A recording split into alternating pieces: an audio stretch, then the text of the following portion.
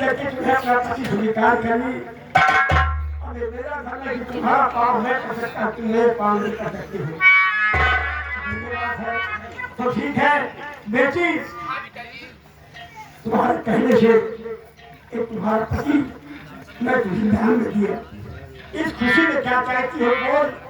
आप दुनिया की हर खुशी में तुम्हें ला करके दूंगा बेटी। तुमने पर्दा का नारी का फर्देवा किया क्योंकि अपने किए हुए पाप को मुक्त करने के बाद अपना पति स्वीकार किया। पिताजी मुझे हर एक खुशी मिल गई है, मेरे पिता मिल गए, मेरे भैया मिल गए, मेरा परिवार इकट्ठा हो गया। मुझे एक छोटी सी खुशी चाहिए पिताजी। मेरा बेटा हरिप्रसाद एक मधु नाम की लड़की से प्यार करता है पिताजी। मधु नाम की लड़की से प्यार करता है? हाँ पिताजी, और मैं चाहती हूँ कि जैसे बेटा हरिप्रसाद बेटी मधु दोनों प्यार के बांधों में बंधे हुए हैं, इन्हें क्यों न जीवन भर साथी बना दिया जाए। खुशी है तो यदि मधु को अपना बहू बनाना चाहती है तो ठीक है, मैं दोनों प्यार के बंधन में बंधे हैं तो हम दोनों को जीवन साथी बना दे रहा हूँ।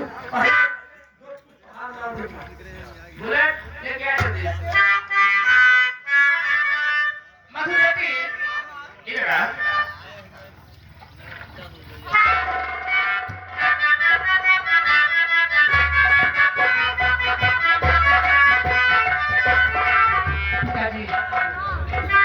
यही है बेटी लड़की जिससे मेरा बेटा प्यार करता है। खुशी है, खुशी में भी थोड़ा नहीं डालूंगा, दोनों को हम जीवन साथी बना दे रहा हूँ ताकि दोनों का जीवन बीते।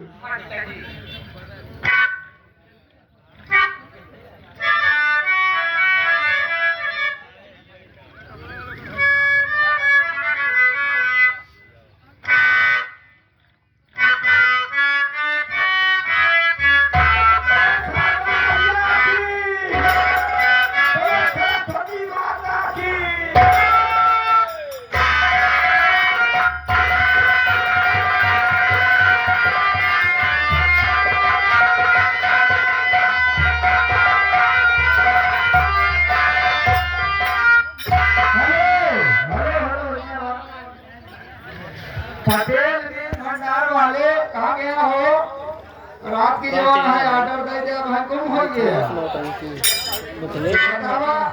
पटेल मीट भंडार वाले कहे श्याम लाल ठिया जवान है, गदेला पैदा वहाँ चल के सोहर गावे 2600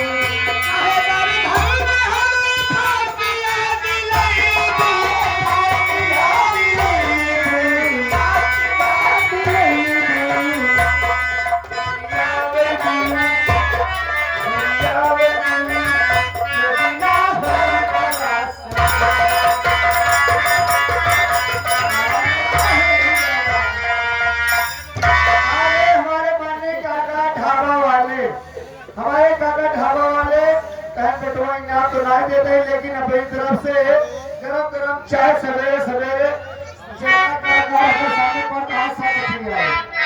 वाह भैया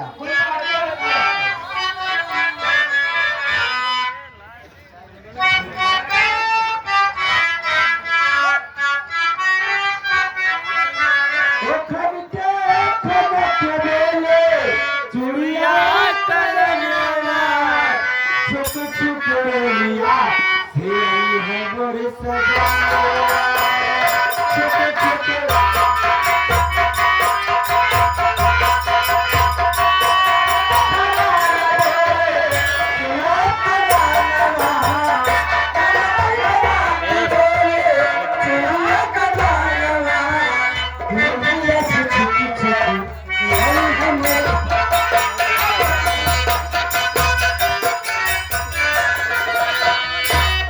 कैसे आवे के दिल में लाता कैसे आवे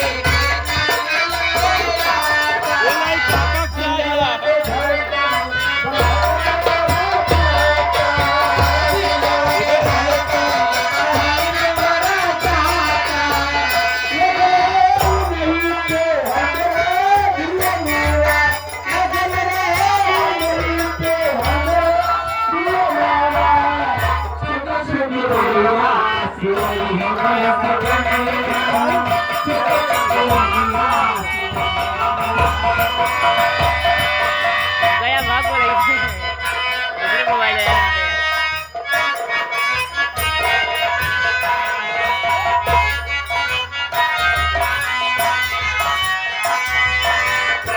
है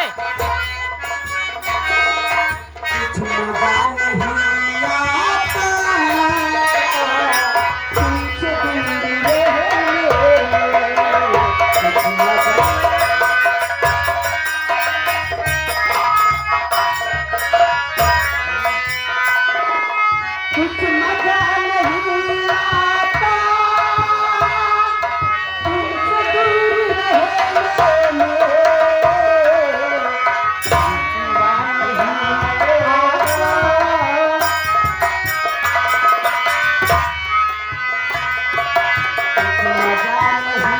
आता तुमसे दूर रहने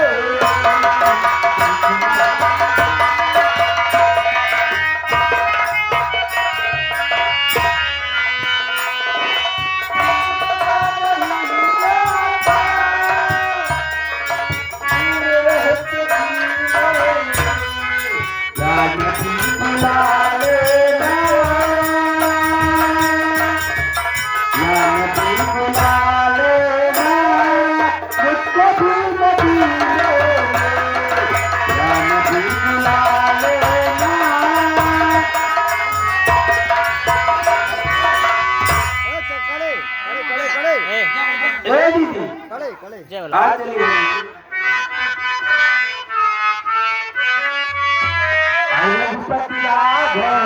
राजा